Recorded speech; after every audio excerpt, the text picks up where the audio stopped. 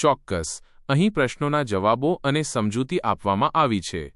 82. હું ખુશ છું કારણ કે હું હસી રહ્યો છું. આ પ્રકારની વાત પ્રદર્શિત કરતો આવેગનો કયો સિદ્ધાંત છે? બી. James -Lange.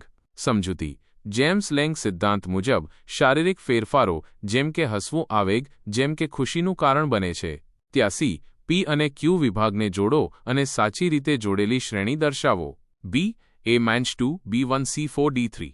સમજૂતી. ફેસ્ટિંજર બોધાત્મક જ્ઞાનાત્મક વિસંવાદિતા. મેકલેલેન્ડ સિદ્ધિની જરૂરિયાત. લેવિન ક્ષેત્ર સિદ્ધાંત. હાઇડર -સુસંગતતા અસુસંગતતા. 84. મેકલેલેન્ડના સિદ્ધિ પ્રેરણાના માપનમાં ઉપયોગ થાય છે. ડી. ઉત્પાદન કલ્પનાઓ. સમજૂતી. મેકલેલેન્ડના સિદ્ધિ પ્રેરણાના માપનમાં વ્યક્તિની કલ્પનાઓ અને વાર્તાઓનું વિશ્લેષણ કરવામાં આવે છે. 85. સજીવમાં વંચિતતાની સ્થિતિને શું કહે છે?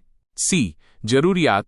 સમજૂતી. વંચિતતા એ જરૂરિયાતની સ્થિતિ છે જે સજીવને કંઈક મેળવવા માટે પ્રેરિત કરે છે. 86. ઉત્તેજનાનું ઇષ્ટતમ સ્તર વિવિધ ક્ષેત્રોમાં વાર્તનિક અસરકારકતા અને કર્તૃત્વને વધારે છે એ છે. ડી. યર્કીઝ-ડોડસન નિયમ.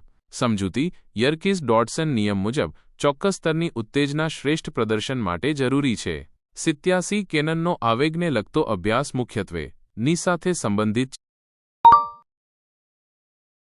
છે. ડી. અંતઃસ્રાવી ગ્રંથિઓ. સમજૂતી. કેનનનો આવેગને લગતો અભ્યાસ મુખ્યત્વે અંતઃસ્રાવી ગ્રંથિઓ અને તાણના પ્રતિભાવ પર કેન્દ્રિત હતો. 88. મેસ્લોના જરૂરિયાતના શ્રેણીક્રમ સિદ્ધાંતના પાયામાં કઈ જરૂરિયાતો મૂકવામાં આવી છે?